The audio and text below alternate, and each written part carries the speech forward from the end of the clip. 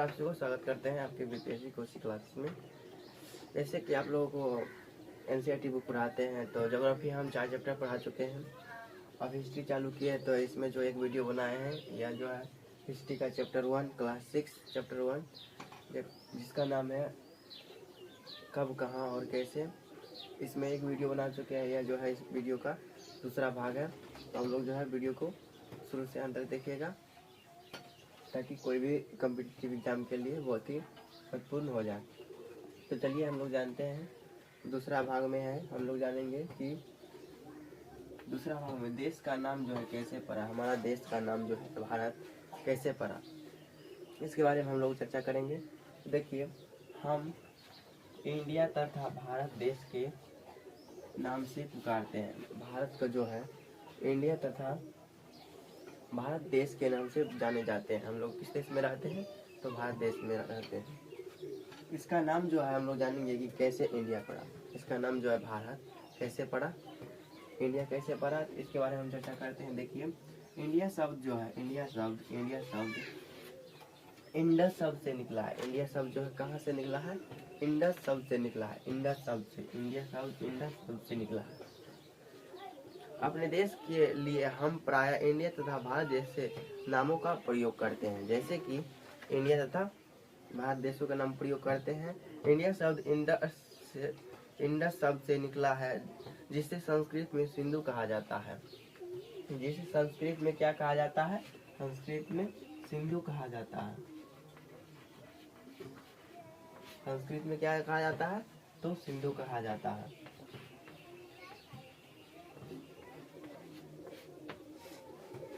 उसके बाद जो है अपने एटलस में ईरान और यूनान का पता लगाओ। लगभग 2500 वर्ष पूर्व उत्तर पश्चिम की ओर से आने वाले ईरानियों और यूनानियों ने, यानी कि उत्तर और पूरब से जो है यूनान से जाने वाले थे यूनानी और यूरानिये, इन्हीं लोग मिलकर जो है भूमि प्रदेश को इंडिया कहा था। भूमि प्रदेश को जो है क्या कहा, इंडिया नाम रखा। भूमि प्रदेश को इंडिया नाम रखा। भूमि प्रदेश को इंडिया नाम रखा। यूरानियों और यूनानियों ने भूमि प्रदेश को इंडिया कहा गया। यूरानियों और यूनानियों ने मिलकर क्या नाम रखा, भूमि प्रदेश को इंडिया नाम रखा। अतीत के बारे में कैसे जाने। अब हम लोग जानते हैं, चर्चा करते हैं कि हम लोग जो है अतीत के बारे में पीछे क्या हुआ उसके बारे में कैसे पता लगाएंगे। उसके बारे में कैसे पता लगाएंगे, तो उसके लिए जो है हम लोग उस समय में जो किताब लिखा गया था उसको पढ़ेंगे, तो उससे पता लगाया जा सकता है। एक तरीका है अतीत में लिखी गई पुस्तकों को ढूंढना और पढ़ना। उस समय जो किताब लिखा गया था, बुक लिखा गया था, उसको ढूंढकर, खरीदकर और पढ़ेंगे तभी तो उसके बारे में पता चलेगा। पुस्तकों हाथों से लिखी होने के कारण पांडुलिपि कहा जाती है।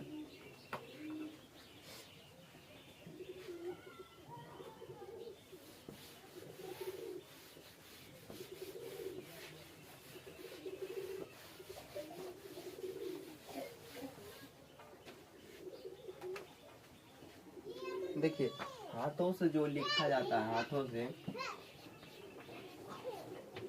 उसे किस लिपि कहा जाता है,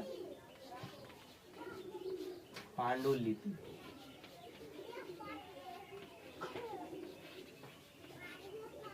पांडुलिपि भी कहा जाता है। किस कहा जाता है, अंग्रेजी में पांडुलिपि के लिए प्रयुक्त होने वाला मैन्युस्क्रिप्ट शब्द लैटिन शब्द से मिला है, जिसका अर्थ होता है हाथ से लिखना। यानी कि जिसका अर्थ होता है, जो क्या होता है, हाथ से लिखना। हाथ से लिखा जाता है, उसे क्या कहा जाता है, पांडुलिपि कहा जाता है। ये पांडुलिपि प्रायः तार पत्रों तथा हिमालय क्षेत्रों में उगने वाले भूर्ज नामक पेड़ की छाल से विशेष तरीके से तैयार किया जाता है। यदि आपसे पूछ दे कि कागज जो है कैसे बनता है, किस तरह से बनता है, कागज का निर्माण कैसे होता है,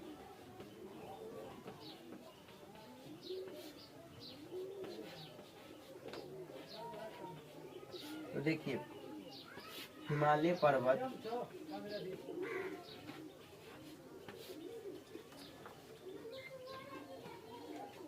हिमालय क्षेत्र में उगने वाले भुर्ज नामक पेड़ की छाल से बनता है। किस नामक? हिमालय क्षेत्र, भुर्ज नामक पेड़।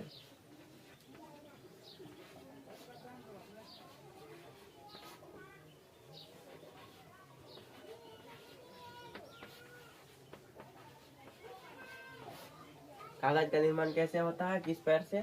तो देखिए भुर्ज नामक पेड़ से होता है कागज का निर्माण। यह जो है कहाँ पे होता है? तो हिमालय में होता है। कहाँ पे होता है? तो हिमालय में होता है। हिमालय में होता है। हिमालय में होता है। छाल से विशेष तरीके से तैयार भोजपत्र पर लिखी मिलती है। देखिए भोजपत्र का आकार जो है कुछ इस तरीका का होता है। देखिए इस तरीका का, इसी पर जो है उस समय लिखे करते थे। कागज नहीं होता था तो इसी पर जो है लिखा करता था। अब हम लोग चलते हैं। अब हम लोग चलते हैं। इन वर्षों में इनमें से कई पांडुलिपियों की कीड़े ने खा लिया था, कुछ नष्ट कर दी गई, फिर भी ऐसी कई पांडुलिपि आज भी उपलब्ध है। प्रायः ये पांडुलिपि मंदिरों और विहारों में प्राप्त है। कहाँ पे है? तो मंदिर में देखने को मिलता है। कहाँ पे मिलते हैं देखने को? या ऐसी पांडुलिपि मंदिर में और बिहार में मिलता है। बिहारों में मिलता है। कीड़ों ने खा लिया। पांडुलिपि धार्मिक मान्यता व व्यवहारों, राजाओं के जीवन, औषधियों तथा विज्ञान आदि पर सभी प्रकार के विषयों की चर्चा मिलती है। इनके अतिरिक्त हमारे यहाँ महाकाव्य, कविताएं तथा नाटक भी है। इनमें से कई संस्कृत में लिखे हुए मिलते हैं, जबकि अन्य प्राप्त प्राकृतिक और तमिल में है। प्राकृतिक भाषा का प्रयोग हम आम लोग करते हैं। देखिए कविता,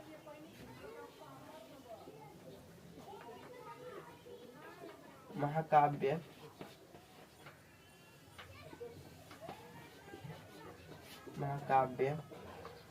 कविताएं, इन सभी में हम लोग इन सभी जो है ऐसे पुस्तक में लिखा करते थे। हम अभिलेखों का भी अध्ययन कर सकते हैं। ऐसे लेख पत्थर अथवा धातु जिसकी अपेक्षाकृत कठोर सतहों पर उत्कीर्ण किए गए मिलते हैं। कभी कभी शासक अथवा अन्य लोग अपने आदेशों को इस तरह उत्कीर्ण करवाते हैं ताकि लोग उन्हें देख सके, पढ़ सके तथा उनका पालन कर सके। अभिलेख के बारे में हम लोग नेक्स्ट वीडियो में चर्चा करेंगे। अभिलेख के बारे में कि अभिलेख क्या होता है, शिलालेख क्या होता है, स्तंभ लेख क्या होता है, इस सभी के बारे में हम लोग नेक्स्ट वीडियो में चर्चा करेंगे। तब तक के लिए जय हिंद, जय भारत।